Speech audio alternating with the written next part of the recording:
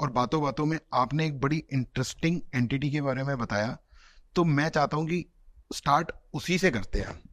और वो एंटिटी का नाम आपने बताया आहूत, तो उसके बारे में बताइए, ये क्या है? मैंने तो सुना भी नहीं है हाँ, ये। मैंने भी नहीं सुना था, इसीलिए। 95% मुझे लगता है लोगों ने सुना ही नहीं हाँ होगा जी। कबीर जी। और जैसा आपने बोला कि इतने पॉडकास्ट करे हैं, इतनी सारी चीज़ों के बारे में बताया है, उसके बावजूद भी जब मार्केट में टाइटल मिलता है ना कि इनको कुछ नहीं आता ये फेक है, तो कई बार ऐसा लगता है कि भाई आपके ऊपर कौन से भूत प्रेत है कि आपको यही समझ में नहीं आ रहा कि कोई व्यक्ति अगर इतना रिसर्च करके बैठा है और करे जा रहा है निरंतर, तो एटलीस्ट कम से कम आपको उसके बारे में जानना और सुनना बहुत जरूरी है। क्योंकि आप ऐसी अदृश्य चीजों से लड़ रहे हो, ऐसी अदृश्य चीजों के साथ चल रहे हो जो आपको पता ही नहीं है कि उसका वजूद भी है या वो आपके इर्द गिर्द भी है। आज हम बहुत सारी चीजें ऐसे डिस्कस करेंगे। और चूंकि आपने अभी शुरुआत करी है आहूत से, तो आहूत के बारे में मैं आपको बताती हूँ। मैं इसको एंटिटी नहीं कह सकती, मुझे नहीं पता कि बेसिकली मैं इसको क्या नाम दूं, अच्छा या बुरा, मैं इसको क्या बोलूं। पर चूंकि ये एक ऐसी चीज है जो आपके ही घर में उत्पन्न होती है। अच्छा, ओके। ये कोई बाहर की आत्मा नहीं है, जैसे बोलते हैं ऊपरी हवा, वैसा नहीं है। ये आप ही के घर में आपके कोई पितृ या आपके घर का कोई सदस्य जो कम उम्र में चला जाता है, गुजर जाता है।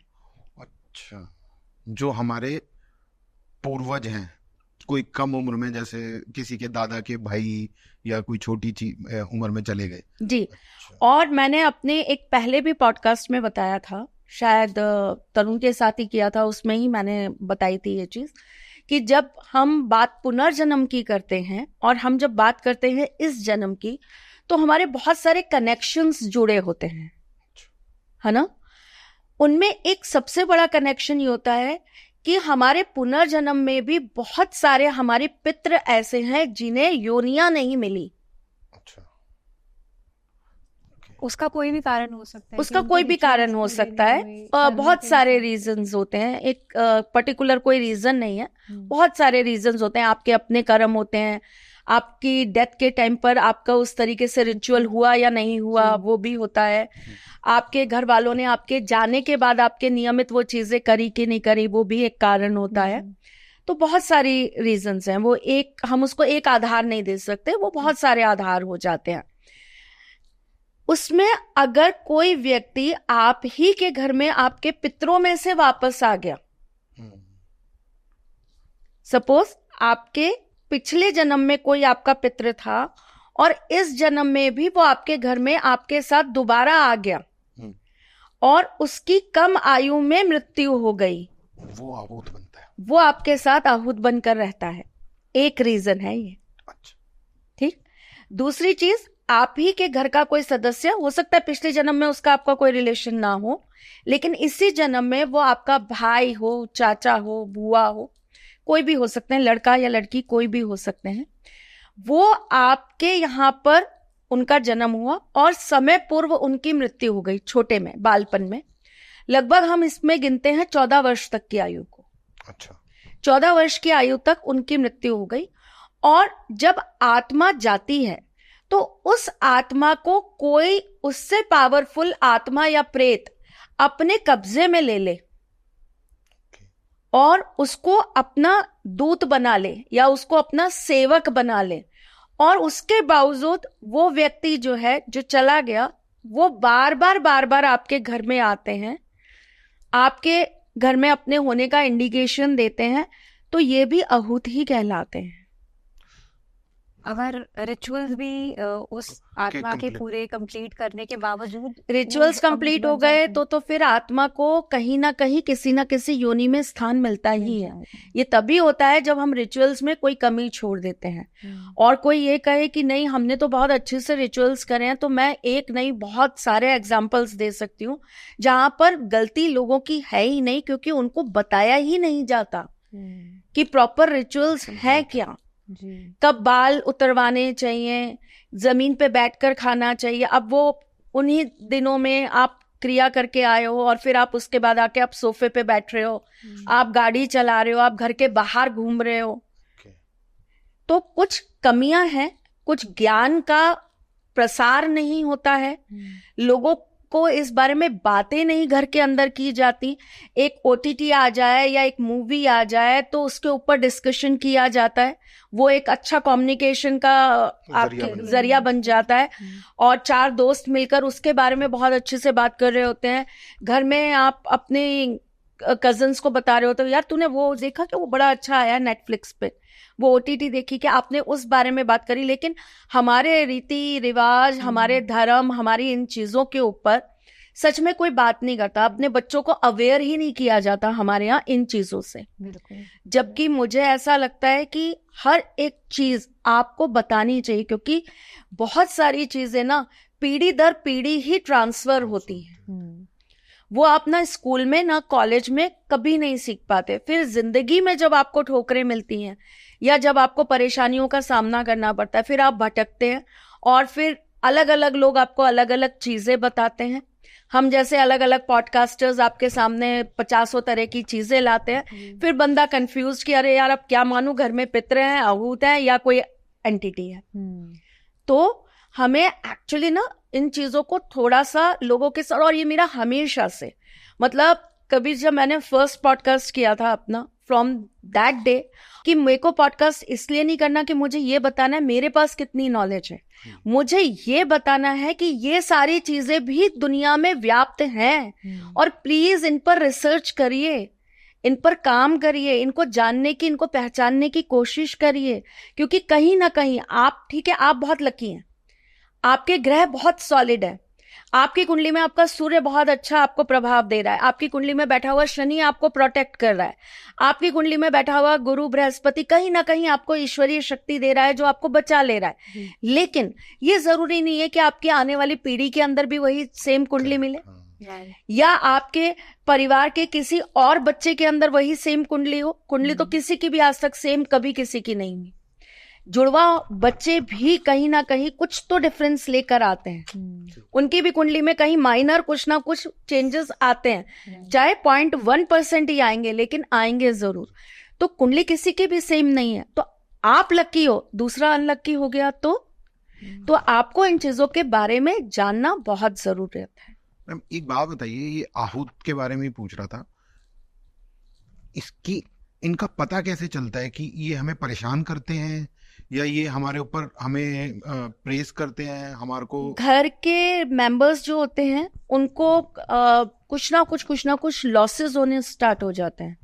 लॉसेस आपको फाइनेंशियली भी हो सकते हैं, फिजिकली भी हो सकते हैं, मेंटली भी हो सकते हैं, इमोशनली भी हो सकते हैं। आपके लॉसेस होना स्टार्ट हो जाते हैं, घर के सदस्य कम होना चालू हो जाते हैं, तो डेथ्स होनी शुरू हो जाएंगी। डेथ नहीं होगी तो आपका वंश आगे नहीं बढ़ पाता, लोग बढ़ नहीं पाते आपके यहाँ, मैरिजेस नहीं हो पाती, जिन्हें हम पितरों में भी कहीं ना कहीं मानते हैं, कंबाइन करते हैं। पर आहूत और पितृ ये दो बहुत अलग चीजें हैं। आहूत की पावर बहुत तेज होती है और वो आपको कभी भी खाली नहीं छोड़ते।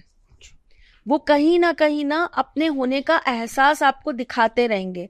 जैसे बहुत सारे लोग होते हैं जिनको सपनों में बहुत अलग अलग तरह की चीजें दिखाई देती हैं। कोई अपना पुराना घर दिखाई देगा, जो घर उन्होंने बहुत टाइम पहले छोड़ दिया। उनको पुराने लोग दिखाई देंगे जो इस दुनिया से बहुत पहले चले गए। कईयों को तो ऐसे लोग दिखाई देते हैं जिनसे वो मिले नहीं, लेकिन उनको पता है कि ये हमारे पूर्वज थे, हमारे दादा थे, परदादा थे, जो भी उनका रिलेशन रहा हो, दादी, नानी, चाची, काकी।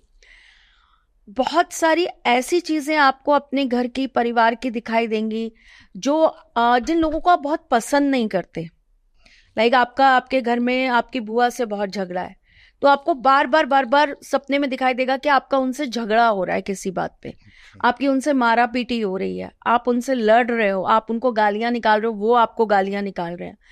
बार बार सपने के अंदर किसी का होना महसूस होना, मतलब आपको ऐसा लगेगा कि मेरे इर्द गिर्द कोई है, लेकिन आप नींदों में हो। अच्छा। बट आपकी फीलिंग जो होगी वो बिल्कुल ऐसी होगी कि नहीं, मेरे इर्द गिर्द कोई है। अक्सर अपने आप को किसी सुनसान जगह पर खड़ा देखना। तो मैम इनसे मतलब इनको शांत कैसे रखा जाए? बताते हैं थोड़े सिम्टम्स और बताऊं फिर आपको बताती हूँ।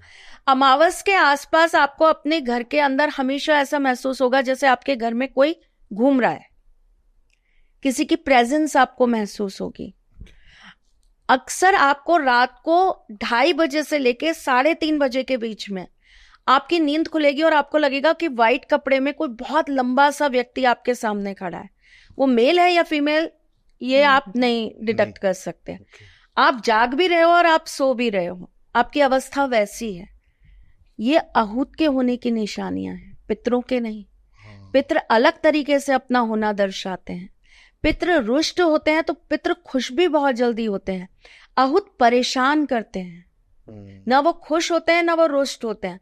वो आपको थोड़ी थोड़ी तकलीफें देंगे। बच्चा है ना, बच्चे मस्ती कैसे करते हैं, आप बैठे तो आपकी कुर्सी का पाया टूटा मिला, बच्चे ऐसे ही कुछ करते हैं ना। आपका पानी का ग्लास रखा है, वो अचानक से ढुल गया, तो आपको क्या लगेगा कि भाई ये कैसे हो रहा है, ये चीजें कैसी है। मैंने कोई चीज यहाँ पर रखी और पता चला वो चीज मुझे अब मिल ही नहीं रही, और 2 दिन बाद मुझे वापस वहीं मिल गई। देव ही है एक तरीके से, वो आपके घर के पितृ देवों में ही है, लेकिन उनकी जो पावर्स है ना वो पितरों से थोड़ी सी ज्यादा है। तो वो किसी भी वे में हमारी हेल्प नहीं करते हैं। करते हैं अगर आप उनको उस तरीके से सिद्ध कर लेते हैं, या आप उनका नियमित, आप उनके जो भी आपके घर के अंदर नियम होते हैं, आपकी कुल देवता, आपकी कुल देवी, आप उनको नियमित पूज रहे हैं।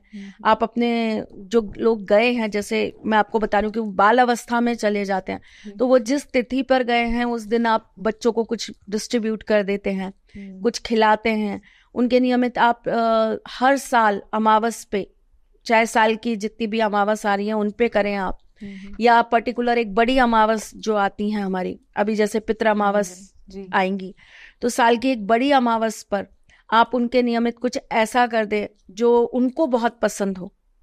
हर बच्चे को कोई ना कोई चीज बहुत पसंद होती है ना, किसी को चॉकलेट बहुत पसंद थी या किसी को आइसक्रीम बहुत पसंद थी, तो आप उनके नियमित वो बांट दें। ऐसे बच्चे, अगर ऐसा आहूत कोई आपके यहाँ है, तो ऐसे लोगों को पानी के स्रोत, मतलब पानी का घड़ा या पानी की मशीन या पानी की टंकी मंदिरों में जरूर रखवानी चाहिए।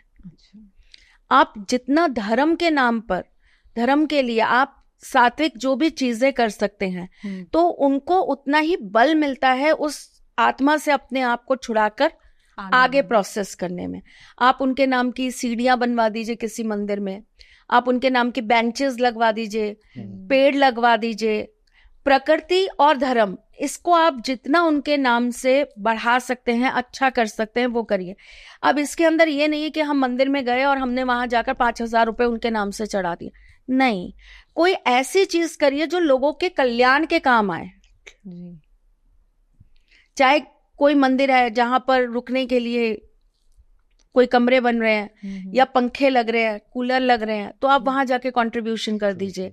कोई कैंसर हॉस्पिटल्स हैं, वहां जाकर आप कंट्रीब्यूट कर दीजिए। सरकारी अस्पतालों में आप जाके कंट्रीब्यूट कर दीजिए, जहां लोगों का भला हो सके। उस व्यक्ति के जितना उस व्यक्ति को पुण्य मिलता जाएगा, उस व्यक्ति की ताकत बढ़ती जाएगी और वो वहां से आगे बढ़ने के लिए सम होता जाएगा। फिर इसके अंदर और भी बहुत सारी चीजें होती है। इसमें सबसे ज्यादा हेल्प करते हैं हमारे ठाकुर जी। गीता पाठ कराए जाते हैं ऐसे व्यक्ति के नाम से। अगर आप समर्थ हैं, आप करा सकते हैं, तो श्री भागवत पुराण का पाठ कराइए, भागवत करा दीजिए आप किसी योग्य व्यक्ति से। तो ये सारी जो चीजें होती है ना, ये आपके घर की चीजों को ठीक करती हैं और उनको एक नई योनि में जाने के लिए, उनको आगे बढ़ने के लिए एक ताकत देती है। जितनी भी एंटिटीज हैं या जितनी भी हम बात करें भूत प्रेत पिशाच डाकनी शाकनी चुड़ैल, डायन, हम किसी की भी बात करें, ये सबको क्या चाहिए? ये क्यों परेशान करते हैं या ये क्यों आपको तंग करते हैं? क्योंकि ये खुद